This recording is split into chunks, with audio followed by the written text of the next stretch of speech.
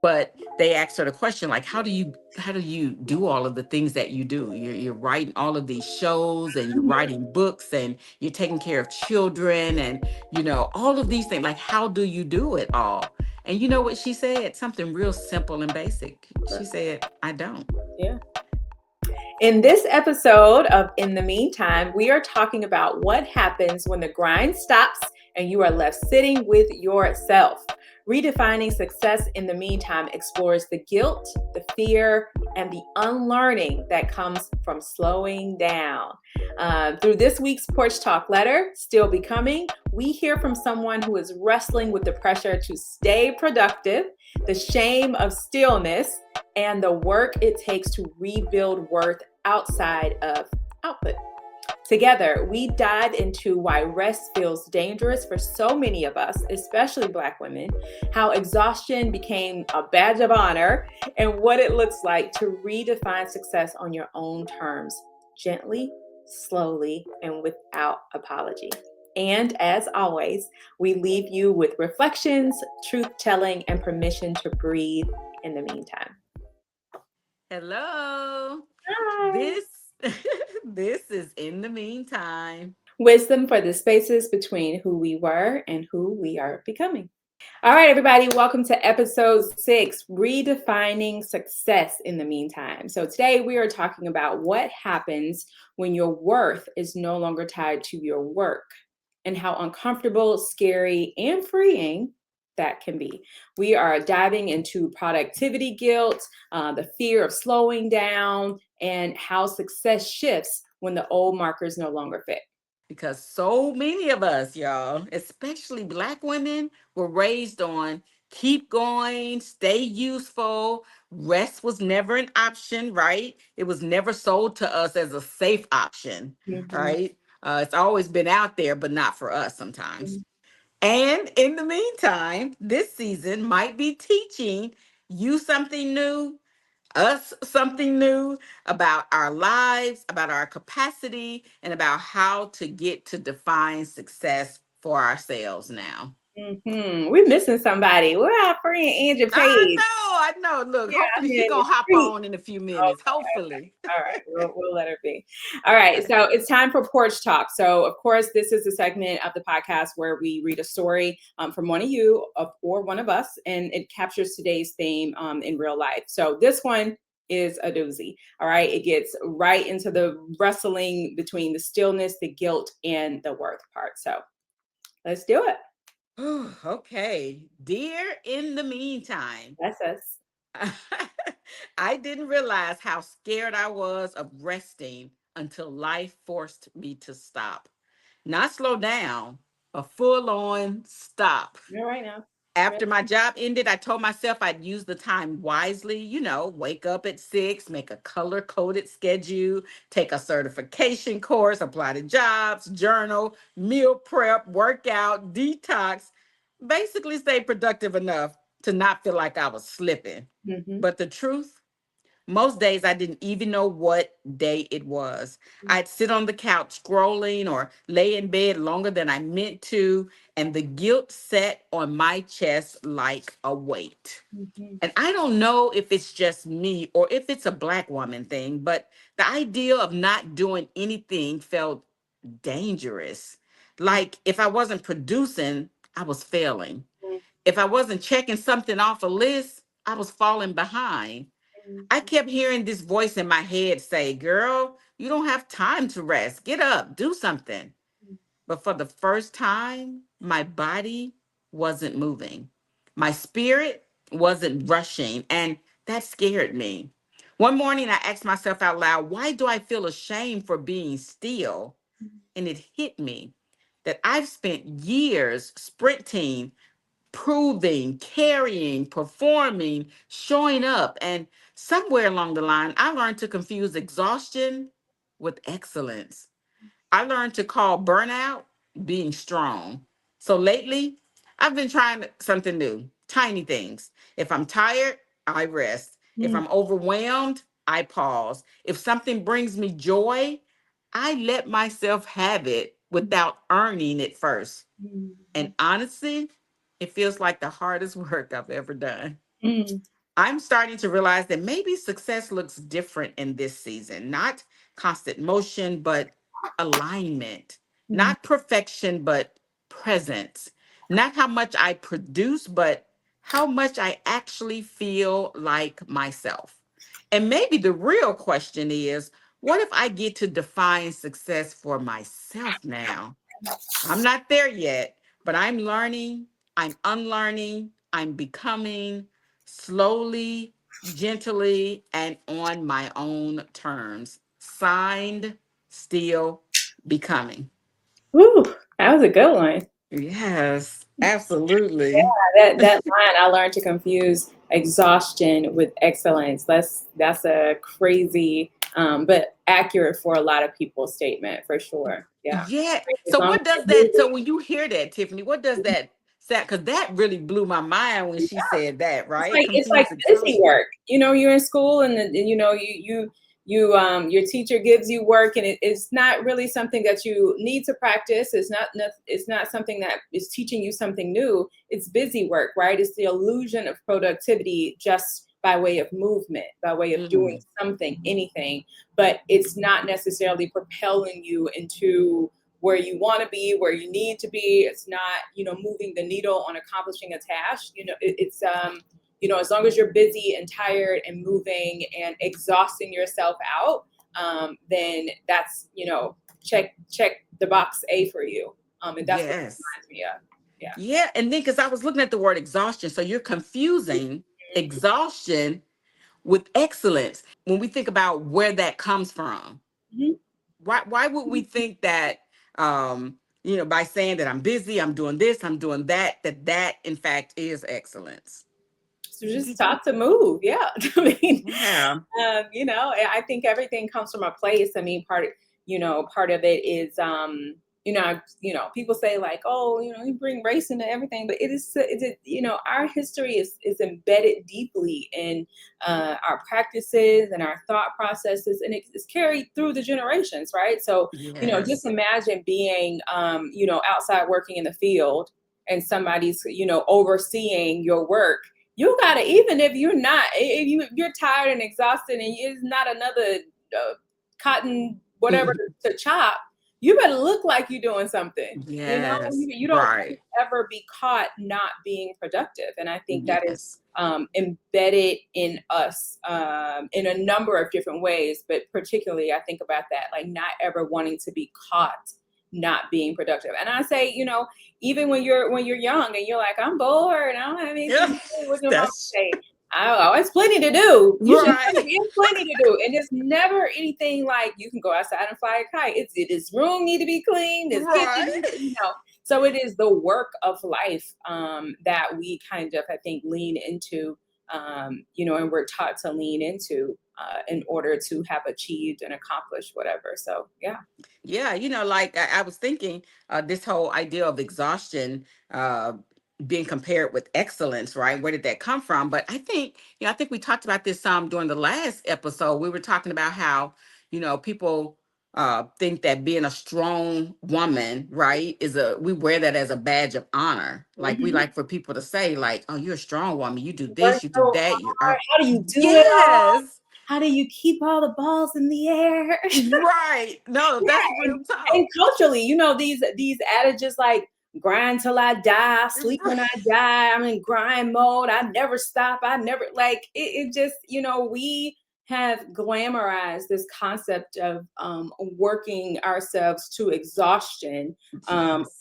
to I think in some ways assign worthiness to our lives and to our work and Hmm. to our beings and to our places and our positions, you know, like I didn't get here just by happenstance. I was working hard, you know. Right. I think that's, you know, I Yeah. think that that is a part of culturally and socially, I think that is a part of just kind of the vernacular, right?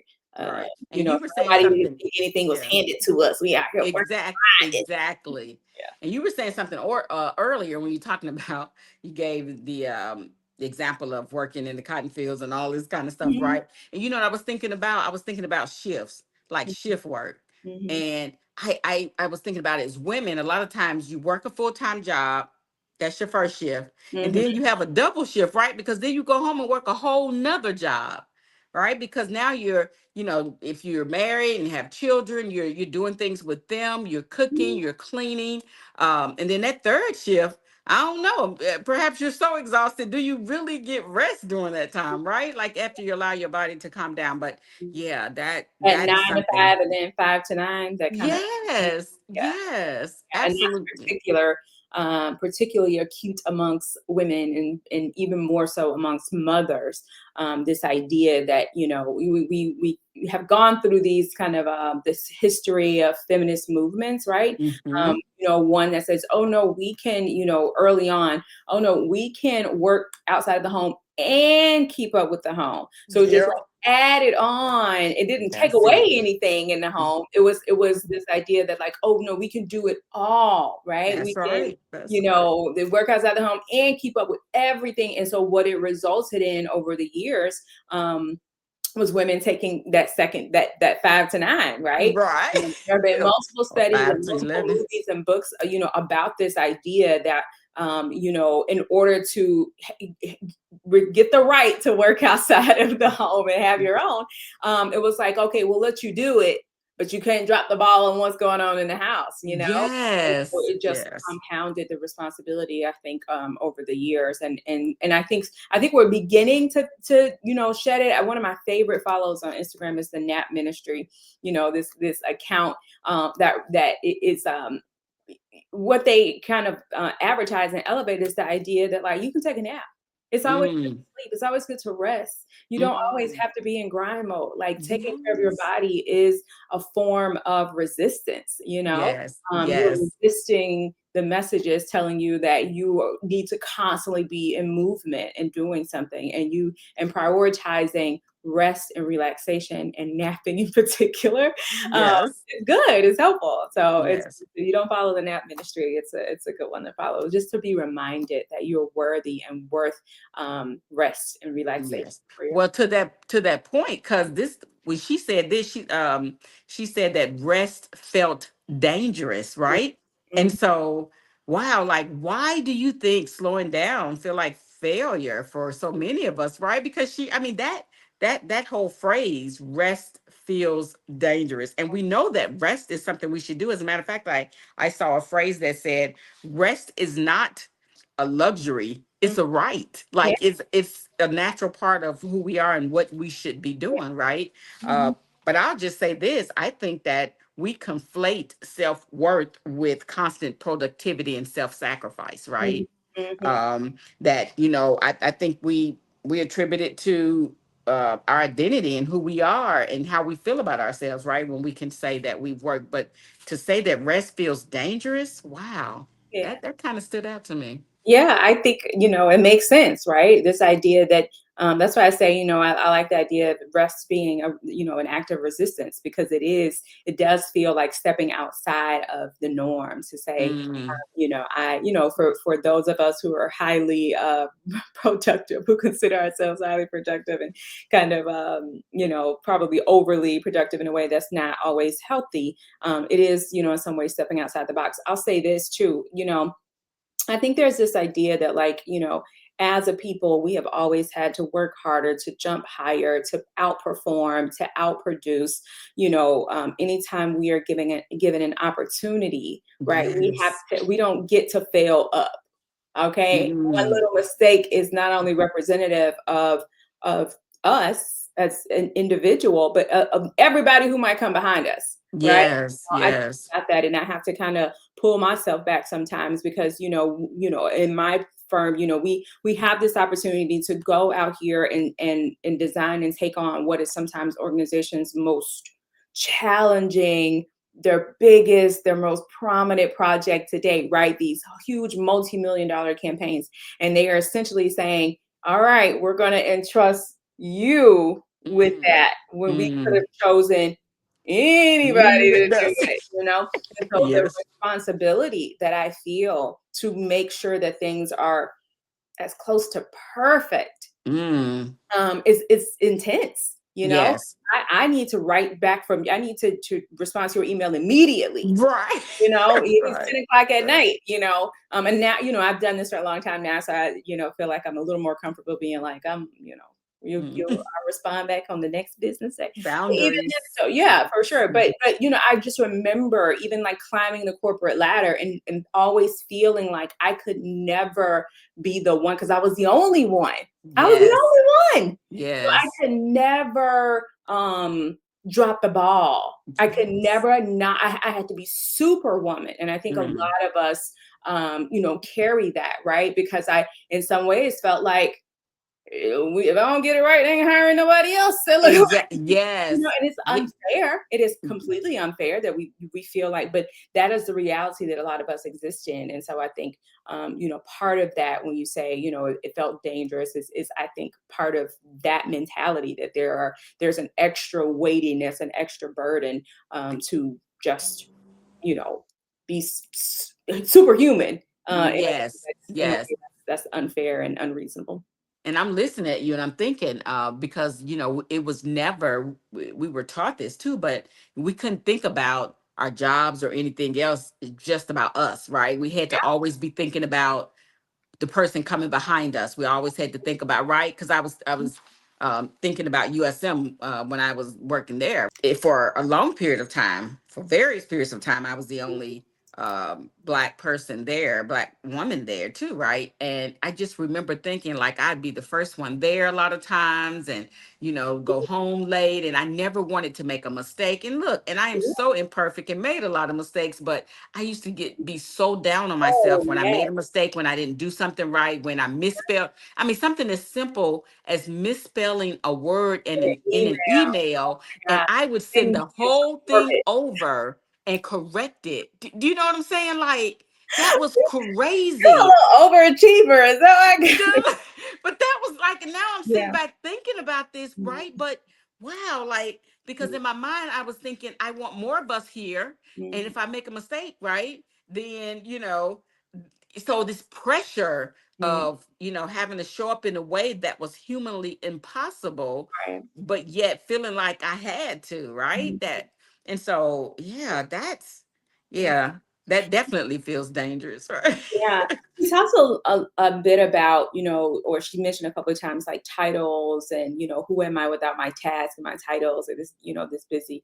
And, when you become your identity is, I guess, kind of wrapped up in this idea of constant movement and constant achievement, constant busyness. I think about Yes. what parts, because there's only so much, right? Mm-hmm. So if Mm-hmm. say I'm giving so much to becoming or being who this either my family, my job, or my whatever my titles require, or I think they Mm, require of me. What is being left behind? What is not being developed? What is not being cultivated? mm, You're constantly in grind mode.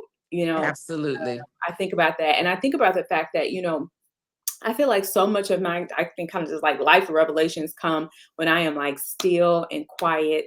I always say I do some of my best writing in the sky, like when I'm on Mm, a plane and I'm journaling, because there's nothing for me to be moving around doing. I'm not watching, I'm not, right? It's just right. me and, Mm, the sky and my journal or whatever. And so it's in those times those quiet times, even that I feel like I get the most revelation, mm, about life. And so if I'm not having those times ever, because you never shut it off and what are you missing? What are you yes. not seeing?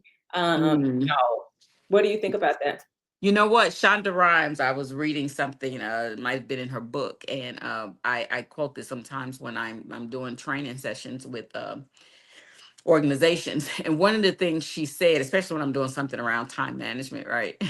But they asked her the question, like, how do you do all of the things that you do? You're writing all of these shows, and you're Mhm. writing books, and you're taking care of children, and all of these things. Like, how do you do it all? And you know what she said? Something real simple and basic. She Right. said, I don't. Yeah. Okay. Right? In essence, she was saying that, if I'm writing a script, that means I'm not spending time with my child, Mhm. right? Yeah. So It was a something, graduation speech. huh? It was a commencement address she was Okay, making. that's what it was. Okay, you're absolutely right. Right. And Yeah. that really stood out to me because a lot of times I think we want to think, and you said this earlier, back on the time when they said, okay, you need to be stay-at-home moms and take care of the, the home and the kids and da da da. And we advocated and we wanted the right to choose to work, right? And then it was kind of like, well, if you do that, then you're gonna have to work and still do all the other things as well, right? Mhm. And so feeling like we don't have a choice in the matter, right? Mhm. But this is the reality of it. She said it. She said, look, when you're so busy doing all of these things, something is going to go Yeah. lacking. Yeah. And Mhm. that is the reality. And so then you have to just kind of say, okay, so what does this really look like Mhm. for me, right? And if we don't start addressing this issue, and I think so many women struggle with this, Mhm. um, Yeah. and until we address it, Yeah. I wonder, right? When we think about our children, when we think about our spouses, when we think about our jobs, even, right? Because sometimes people will say, I'm on this job and I'm doing so much. I'm here 11, 12 hours a day, and it still seems like I'm not getting everything done. Yeah.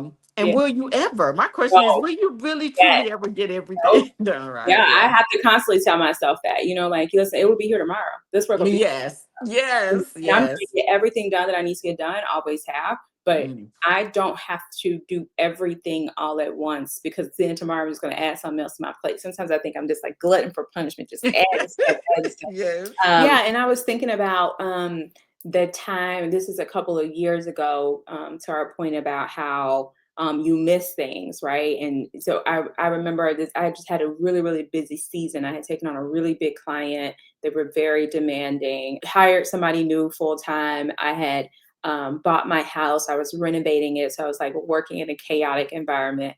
And I just Mhm. remember being so drained every single day, right? Like just Mhm. waking up, immediately working all day long to the point where I didn't even move my own self out of one Mhm. house to the other. I hired somebody because I just cannot even cancel a day to like Wow. go and oversee the movers moving Mm. my things. I like hire somebody to go manage that process because I needed to be presenting something somewhere. Anyway, I say all that to say now that that was a couple of years ago, but I look back at pictures of myself during that time and I just look dead in the eyes.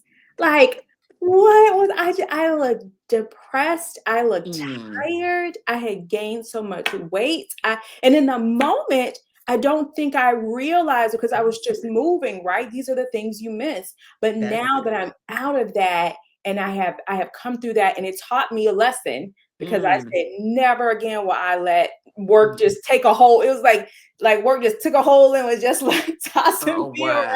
wow. And I Wow. said, never again will I do Yes. that. But I miss so much. I know I miss so much because I don't even recognize the person from the Mm. pictures from that time. Um, just because I was too busy. So I was Yes. too busy to recognize anything else going on.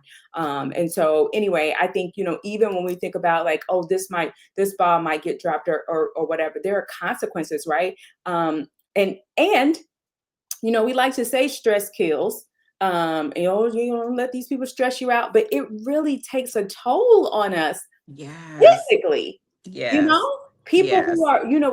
are, studies show that when you don't get enough rest, when you don't Yep. get enough relaxation, when you don't let your body regenerate, when you don't let your body rest, when you think about people who go through things like Mm. very traumatic things and they pass away suddenly, and you're like, man. Yes. And some people say, oh, he died of a broken heart, but it is the stress of some Mm. traumatic situation or Mm. some prolonged Mm. situation, right? Yes. And so, sometimes we can miss being able to even listen to our bodies. And I remember feeling like I had chest pains. Remember when I went to Yep. the That's emergency right. I room and remember. I just, again, I was just draining my body. That's what Mm. that's what the problem was. Your blood pressure high, Exactly. girl, you're draining yourself. Exactly. And so anyway, I think, when we think about the things that get dropped, it is really important, not just important for just kind of like who we are, but it can be life or death. It Yeah, can really absolutely. take its toll Yes. on us in what can be a drastic way. So Right. And I'm just thinking of mindset then, because you're saying all of that, and I remember that time, and I remember you bringing up like looking back at those pictures and looking back at that time and saying like, who Why is did that? y'all let me look Right? like Why did that? y'all even let me get like that? Why Right? did y'all let me look like that? And I bet you our listeners and people and even the person who wrote the letter, like I just wonder, like, can people look back and identify times in their lives where they really just kind of lost themselves in Mhm. whatever it was that was going on in their lives, whether work and all the various roles, right? So now I'm thinking, what is it that we learned about rest? Like, where did all of that come from? And I was thinking about, as you were talking, I was saying, where did this stuff really come from? And I know cultural norms, society and all of these things. And I was thinking about religion. Mhm. Like, I remember, being told that, making ourselves last. It was like God first, others second, Yes, self last. self-class. You know what I'm saying? And I remember hearing that message over and over and over again. And now I'm thinking about that, like, self last, because by the time it gets to you, you don't have anything left, right? Mhm. And so, but just trying to go back, and now I'm thinking, because she said in her letter, she said when she first, got ready to leave the job, she's thinking, okay, so when I get up, and she named all these things, I'm gonna have this color coded list, I'm gonna do this, I'm gonna do that, still on, still on. And I remember when I retired, and I remember somebody saying, so what are you going to do next? Because retirement is not in the Bible, Oh right? yeah, I remember. Yeah, I remember. Remember that? Yes, they said retirement is not. And so how sometimes we have to be mindful of our Associate language. godliness with work. Right, like, because we can guilt people into really thinking, and I have to say this too, like, I love TikTok. I'm always on TikTok, but I hear Not so many, me. right. You know exactly. Look, Never, when I say this, you I probably gonna say, never "Oh pick yeah, I up saw that. that Yeah. too." But I hear so many, like, I'm so excited, just like with the lady in this letter. She started talking about some things that she's trying to do and how she's having to unlearn some stuff and relearn some Mm-hmm. stuff, right? But I hear so many women on TikTok, and they, they're saying they have nannies, even stay-at-home moms are saying, I have a nanny, I have a housekeeper, like all of the things. But some of the comments to me are so wild, because people are like really getting on them about, why would you have a nanny, and why would you have a housekeeper, and you're a stay-at-home mom, or and even if they're not stay-at-home moms, like, it's kind of like, I work a job, and then they just automatically think that there are certain things you're supposed to do as Right. a woman. You know what I'm saying? Like, and I'm like, why are people getting so upset because somebody trying to take some stuff off their plate? So I guess that just kind of puts me in this mindset of really asking, like, how do we unlearn the Mm-hmm. fear around doing nothing? And not just doing nothing, but, like, the fear of resting. Mm-hmm. Yeah, I think. Listen, I'm all for a housekeeper. I believe in Yeah. it. I always encourage it. But I think part of it is not being afraid to share what helps you get through. I Mm. remember my friend Mary, shout out to Mary. She posted on one of our little groups or whatever, and she said, y'all, I just feel like I have so. She has two small kids. She's a corporate executive. Her husband works full time. It's busy. It's a busy household. And Mm. she's like, I just have so many clothes. I feel like I'm like constantly doing laundry. Like, what is everybody Wow. doing? What are y'all Mm. doing? Are y'all also constantly washing clothes? And immediately in the chat, people were saying, let me tell you something. A wash, dry, fold service in Houston Mm. is what you need. Now, let me tell you how I do it and so immediately people started giving her solutions. And so a couple of weeks later, she sends a text and it's a picture of these clothes being delivered, folded, Yes. washed, whatever. She's Yay. like, I I'm love it. and so I think, being able to, have a good group of friends where you can share, hey, this is what I'm struggling with. What's everybody doing? Yes. I think that is Yes. incredibly helpful because you don't feel like you're alone, number one, and whatever. Mm. Because I think sometimes we take on things and if it gets tough, it's like, is it me? Am I not strong Mm. enough to do all these things? And is anybody, Yes. and I think the other thing is that people, we're not here to exist in this life alone. right? Mm. So having friends and being able to share and openly say, hey, this is what I'm struggling with, or what is everybody else doing, is I think one of the first steps, like being able to kind of like get over the fear of being judged and then Yes. not to judge somebody else, Right. and Right. don't be the person making those comments on the TikTok. But openly sharing, I think so much of how we progress as humans and as friends is to be vulnerable enough to get intimate with some of our things. And I'm not saying tell all your business all the time or whatever, but I do think that we have experiences sometimes so that we can help the next person. I have had a housekeeper for years. Mm. And I think, Mom, you really encouraged me, because I think I struggled with it at first. It was like, it's just me. Why? Like I feel like I Mhm. want one, because there's just like a constant need to clean. And I enjoy cleaning. It's not like Right. a thing that I don't like to do. But I would work all week long. I was building my business, and then I would take all day Saturday cleaning. Mm-hmm. I would Yep. used to be, and then like by Sunday, I'm like crawling to the next Monday, preparing for Monday. And so there was Right. never really any rest time. And I remember you saying, you work hard. You get somebody in there if you need to, and just Mhm. affirming that it is Right. okay. So you need people in your life who are going to share, but you also need people in your life who will affirm that you're not crazy. It's okay to ask Absolutely. for help. And I'm gonna say Mhm. this because I think that I know exactly what you're talking about on TikTok, of course. Oh, Um, but you don't watch it, huh? I don't. You I'm don't. never on that app. But I think one of the hard things again is we're not used to seeing ourselves in Mm. positions of softness, right? Yes. And so Yes. people get real antsy when you start saying, "I have help. Mm. I have help. I do this. I take a break. I go do that."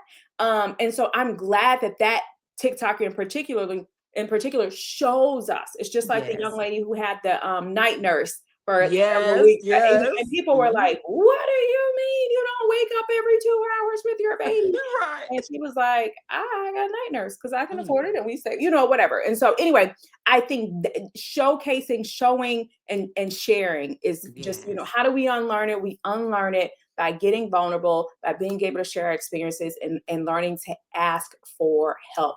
And I'll say this one more thing. I think this is not to victim blame, but I do think that we have to take responsibility for Mm. the boundaries that we have, and that Yes. I see so many people comment, well, I'm not able to do any of this because I do this and I do this and I have to do this. And again, it's glorifying the never ending cycle, but you're also upset about it, right? So Yes. I'm the one who does this and I can never, ever, ever, take a break, and I can never, but don't be with somebody who think you can't take a break. You know what I'm saying? Like, you choose if you haven't already chosen, and even if Mhm. you have, might need to set some new rules. Yes. But Yes. choose and look for partners in Mm-hmm. your life who are going to affirm your need to To relax sometimes, to rest sometimes, to nap sometimes, to do these things, and looks at you as a full self-actualized human and not just a workhorse. You're here to do yes. this, and this, and then Yes. that's it. And how Yeah. dare you? Because my mama did it. My mama Mm-hmm. worked and she came home. She cooked a hot meal every day and 3 or 4 meals a day and da da da da da. Yeah, instead of glorifying that. Yeah. Exactly. Exactly. Yeah.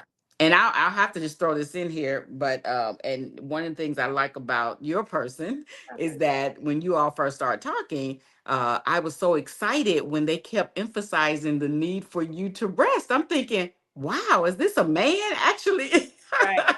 telling? You I'm like like, me well rested. yes, and I love that. Mhm. Something else that I'll just say to, because what you were talking about, having support and having people around you to affirm and giving you resources and ways that you can navigate this journey of, learning and unlearning and finding rest. Mhm. The word reimagine, I Mhm. think a lot of times, we have to have a mind shift, right? Because if we learned all of this stuff and we've Mhm. been conditioned to do all of this and to work and to do, and we talk about all the time, okay, so now I have to unlearn. What does that look like? Well, first you have to think about, like, so what does success, how do we define that? How do we define rest? How do we Mhm. define these terms? We first have to look at that, and then we have to say, okay, so how can I reimagine these terms, these concepts, right? Because ultimately, and I think she even said in her letter, she talked about, she said, maybe the real question is, what if I get to define success for myself now, right? Mhm. So to me, that implies that,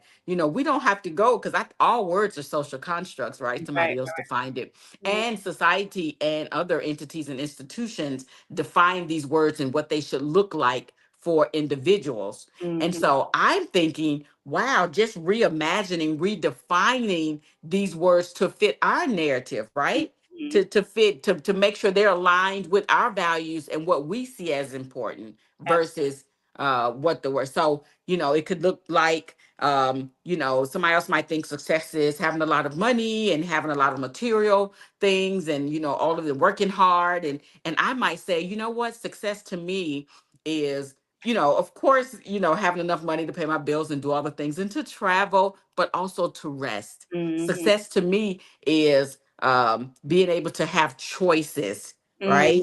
Mhm. So versus working 24/7, like we were talking about earlier, being able to hire somebody maybe to take the load off, right? Mhm. Like you said, your friend did, who, they suggested, getting somebody to wash and fold your clothes, that kind of thing. Yeah. So I'll just say, for me, I first have to reimagine, like my mind has to shift. I have to start Mhm. thinking, if I'm going to get out of this mindset that I've been socialized to be in, I'm Mhm. going to have to think about or shift my Right. mindset, right, and Yeah, reimagine absolutely. things. And I so resonate with that because I believe everything is what you think, so will be. Hmm. And Hmm. so after that kind of super busy period, there was, always, what did this come to teach me? What did Mm. we don't go through things just for, randomly, right? Yes. I believe so. And so when I asked myself, like, what am I? And one of the things that I took away from that, and because it was the year I had made the most money Mm. at my business. And so, but I remember saying, and I was actually still in the thick of things, but I'm like, what's going on here? What is this teaching me? And I remember thinking, I have to stop tying revenue to work. Mm. And so Wow. instead of saying, I need to get more projects and I need to, I need 5, 10 projects on the, like, I have to stop saying that I need more work so that I can have more money, right? Yes. My mindset completely shift to, I want the revenue, Mm. and it's not tied to the work. So perhaps these are projects that are just more lucrative, but they don't require such a heavy lift, or perhaps Yes. there are different types of opportunities, so don't require my like deep embeddedness in every project. Like I've got to, Mm. the lesson for me then was to untie, how much I could work because there's only so many hours in a day with what my revenue could be because that was limiting, right? Mm. So Yes. Oh, I now, like and I that. have for several years say like, people, oh, we did more work. No, you just spoke, you just want the revenue. And not Right. saying, I'm not telling everybody to go be lazy and just find Right. ways to get the money without working. But what I am saying is that the idea that we have that we can only be successful if we work harder and grind more and more and more. I needed to divorce myself of that particular Yes. mindset. And what ended up happening was that organization ended up going through some crazy thing. And they were like, okay, well, you just sit tight and we'll Mm. circle back to you. We're going to keep paying you. Mm. But Wow. just we need to figure out what's going on internally first, and then we'll circle back. And for a month, like I Such a feel like as bliss. soon as I said that, they were like, revenue still rolling in, but I'm Mm. just here, Yes. you know. And so I think, sometimes, we can focus a lot on output being, like I say, a result of, or look at, what we can achieve or what we can have as a result of how we work. But if you really think about it, people who are super wealthy, Mm. and I work with very wealthy people all day, every day. That's my job. Mm.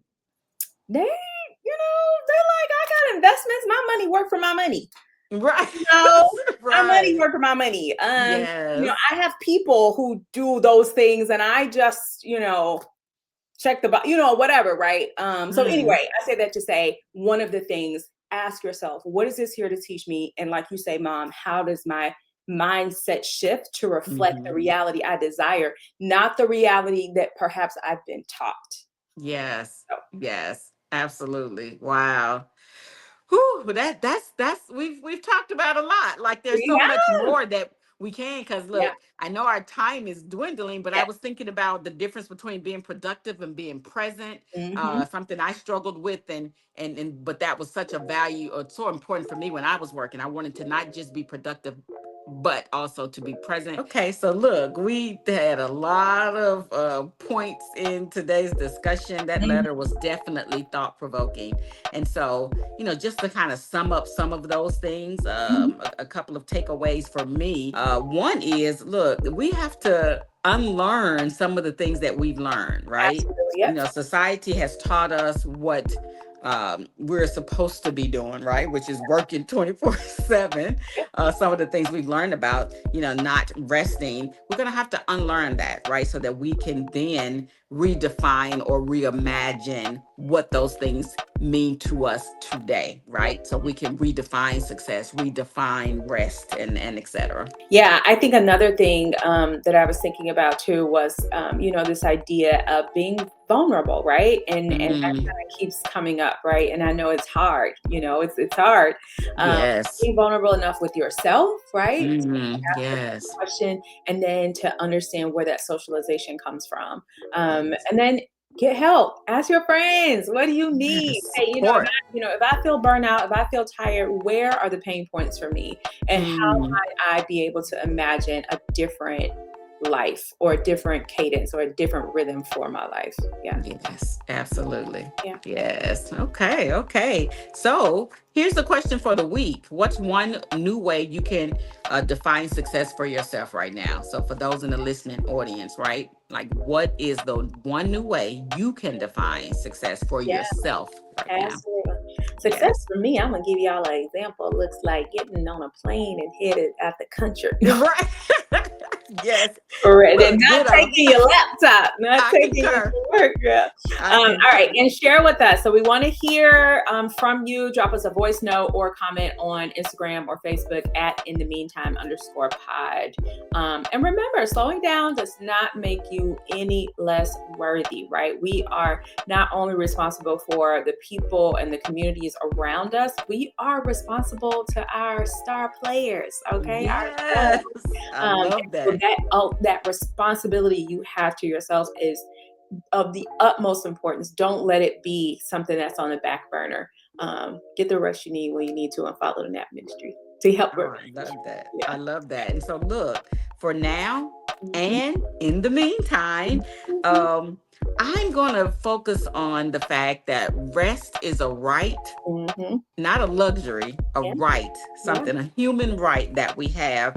And in the meantime, I'm going to continue deconstructing Mm, what I've been taught about rest and absolutely. redefining what Yeah. I've been taught. Ah, that's a good one, Mama. Okay, in the meantime, for me, I think I am going to reach out to a couple of my friends and Hmm. ask them how they are and what they might need in this busy season, holiday Yes. season, year-end stuff at work. And I think, in some ways life is busy for everybody, but it may help Yes. somebody else be a little more vulnerable when they don't have to be the one to reach out. And you can, reach out to your network and say, hey, if you need anything, let me know. Or just ask the question, how can I help you in what I know is a really busy time for you? So I think I'm going to do that Yes. for a couple of my friends this Oh, week. I'm gonna steal that one too. I want to do that And too.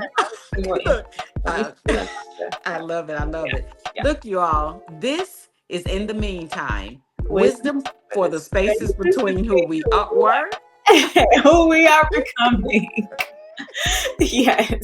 All All right. right. It's good We chatting with missed you you, today, Mama. We Angela. miss you, Miss Angela. In the Meantime is a production of Black Unicorn Productions. This episode was executive produced by Tanisha Williams. Music by Presence of Sean. Special thanks to you, our community, for sitting with us in the meantime. Until next time, remember, the meantime is a porch, a prayer, and a promise. A sacred space between who we were and who we are becoming. This is In the Meantime.